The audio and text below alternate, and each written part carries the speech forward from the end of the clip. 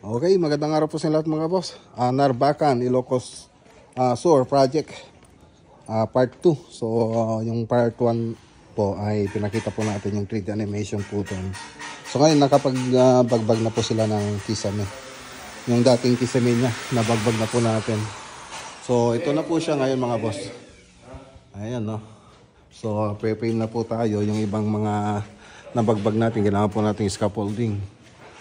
So ayan po siya. Okay, so yung project po natin dito, ceiling tsaka ceiling paint. Tapos itong wall, pinag-uusapan pa po namin ni ma'am yung ano nito, yung pintura po nito mga boss.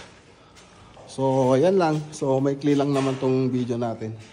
So i-update naman po natin yung video nito sa susunod na punta natin dito sa Ilocos Sur, Narbacan. So andito na po yung mga materyales, pati yung mga kornisa.